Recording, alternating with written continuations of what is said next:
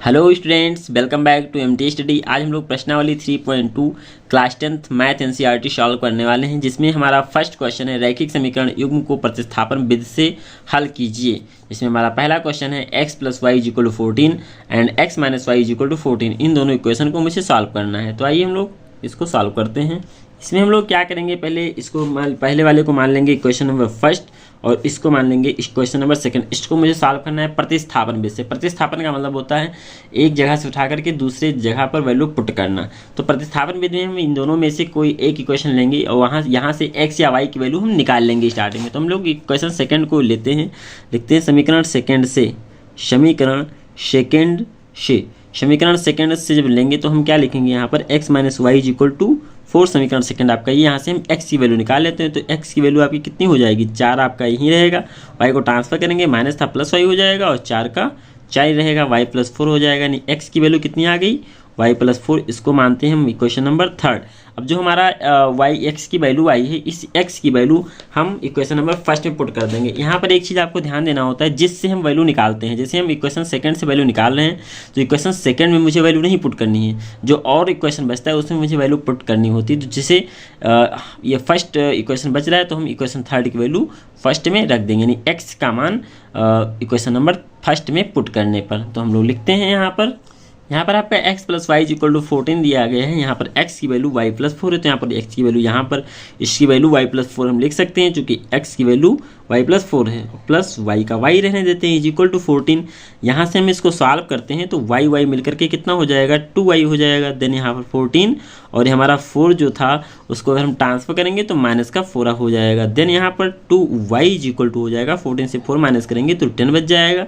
और इसके बाद यहाँ से हम y की वैल्यू निकाल लेंगे। तो y की वैल्यू आपकी क्या हो जाएगी, 10 और 2 हम ट्रांसफर करेंगे, यहाँ मल्टीप्लाई में था और जब हम ट्रांसफर करेंगे तो डिवाइड में हो जाएगा। 2 × 2 2 5 × 10, यानी y की वैल्यू कितनी आ गई आपकी, 5 आ गई। इसी तरह से हम अब x की वैल्यू भी निकालना होगा, चूँकि प्रतिस्थापन विधि से दोनों वैल्यू निकालनी है। तो यहाँ से हम x की वैल्यू कैसे निकालेंगे, अब इस y की वैल्यू हम इक्वेशन नंबर थर्ड में पुट कर देंगे। अगर y की वैल्यू इक्वेशन थर्ड में पुट करते हैं तो यहाँ से x की वैल्यू आ जाएगी। और सभी में यही काम आपको करना पड़ेगा प्रतिस्थापन विधि। बहुत ईजी क्वेश्चन है और आसानी से सॉल्व हो जाएगा। तो आइए देखते हैं, पहले हम लिख देते हैं y का मान समीकरण थर्ड में रखने पर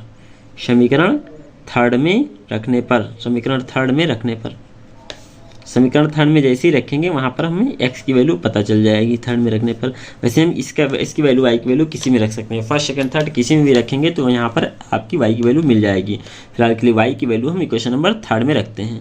तो पहले हम इक्वेशन लिख देते हैं, x = y + 4। Then x = y की वैल्यू हमारी क्या आई है, 5 आई है, तो इस 5 की वैल्यू हम यहाँ पर पुट कर देते हैं। 5 + 4 का 4 हो जाएगा। देन x की वैल्यू कितनी हो जाएगी आपकी, 9 हो जाएगी। इस तरह से आपका आंसर आ जाएगा, x की वैल्यू 9 और y की वैल्यू 5 आ गई और ये आपका सॉल्यूशन होगा। तो आइए हम लोग सेकंड क्वेश्चन करते हैं। इसको सॉल्व करने के लिए पहले मुझे क्या करना पड़ेगा, s - t, इसको तो हम डायरेक्ट इक्वेशन मान सकते हैं इक्वेशन नंबर फर्स्ट, बट इसको मुझे थोड़ा सॉल्व करना पड़ेगा। तो इसको सॉल्व कर लेते हैं। यहाँ पर क्रॉस मल्टीप्लाई कराते हैं, 2 को s से मल्टीप्लाई कराएंगे तो आपका 2s हो जाएगा और 3 को t से कराएंगे तो 3t हो जाएगा और 3 × 2 = 6। या डिनोमिनेटर आप सेम करने के लिए एलसीएम ले सकते हैं। एलसीएम में क्या करते हैं, डिनोमिनेटर सेम करना होता है, यहाँ 2 से मल्टीप्लाई करा दें और यहाँ पर 3 से मल्टीप्लाई करा दें, ऊपर नीचे सेम मल्टीप्लाई कराएंगे तो डिनोमिनेटर सेम हो जाएगा। तो यहाँ पर जब डिनोमिनेटर सेम हो जाता है तो इसको हम सिंपली प्लस कर सकते हैं, 6 के नीचे 1 लिख देंगे। अब इसको हम क्रॉस मल्टीप्लाई कराएंगे तो 2s प्लस यहाँ पर क्या 3t हो जाएगा और ये 6 6 × 36 हो जाएगा आपका। देन यहाँ पर अब ये बन जाएगा आपका इक्वेशन नंबर सेकेंड। अब यहाँ पर इक्वेशन फर्स्ट ये है और इक्वेशन सेकंड ये है। अब हम लोग वही काम करने वाले हैं जो इक्वेशन अभी फर्स्ट क्वेश्चन में किए थे। यहाँ से s की वैल्यू या t की वैल्यू किसी एक की वैल्यू निकाल लेते हैं और फिर जिससे वैल्यू निकालेंगे उसमें नहीं पुट करेंगे, फिर दूसरे वाले इक्वेशन में पुट कर देते हैं। यहाँ से हम देखते हैं कि इक्वेशन फर्स्ट वैल्यू निकालना ईजी है, तो हम इक्वेशन फर्स्ट वैल्यू निकालते हैं समीकरण फर्स्ट से। उसमें मैंने सेकंड से निकाला था, इसमें फर्स्ट से निकालने हैं। बहुत ईजी है, आप थोड़ा समझिएगा फिर समझ में आ जाएगा। और अगर आपको फिर भी समझ में नहीं आता है तो आप कमेंट सेक्शन में कमेंट कर दीजिएगा, मैं दोबारा से इसके लिए सेपरेटेड वीडियो बना करके आपको समझा दूंगा, या आप पर्सनल हमारे व्हाट्सएप ग्रुप में डिस्कस कर सकते हैं, वहाँ मैं आपको पर्सनली समझा दूंगा। देखिए s - t = 3। देन यहाँ पर आपका s की वैल्यू निकाल देते हैं। s की वैल्यू हो जाएगी आपकी 3 - t ट्रांसफर करेंगे तो प्लस का t हो जाएगा। देन यहाँ पर वैल्यू आपकी s की आ गई, इसको मानते हैं क्वेश्चन नंबर थर्ड। अब इस s की वैल्यू हम इक्वेशन नंबर किस में पुट कर देंगे, सेकंड में पुट कर देंगे, क्योंकि जिससे वैल्यू निकालते हैं उसमें नहीं पुट करते हैं। तो फर्स्ट मैंने वैल्यू निकाली तो फर्स्ट में मुझे नहीं पुट करना है, हम सेकंड में पुट कर सकते हैं। तो हम कर देते हैं s का मान समीकरण सेकंड में रखने पर यहाँ लिख देते हैं x का मान समीकरण फर्स्ट में रखने पर देन यहाँ पर वैल्यू क्या हो जाएगी, s इज इक्वल टू यहाँ पर आपका इक्वेशन था 2s plus 3t is equal to 36।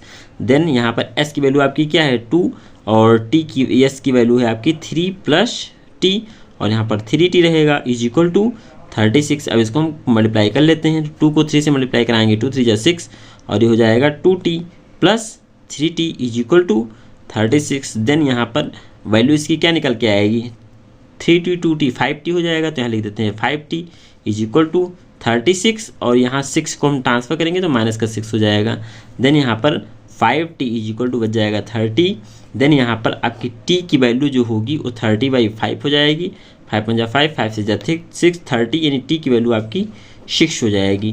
Then यहाँ पर हम क्या करेंगे, यहाँ पर s की वैल्यू निकालेंगे। अभी मैंने t की वैल्यू निकाल ली, अब x की वैल्यू निकालेंगे। x की वैल्यू कैसे निकालेंगे, हम t का मान समीकरण थर्ड में पुट कर दें तो यहाँ से s की वैल्यू आ जाएगी। तो लिख देते हैं t का मान मुझे आशा है आप लोगों को वीडियो समझ में जरूर आ रही होगी। चैनल फर्स्ट टाइम आप विजिट करें तो चैनल को सब्सक्राइब कर लीजिएगा, वीडियो को अपने दोस्तों के साथ जरूर शेयर कर दीजिएगा। टी का मान समीकरण थर्ड में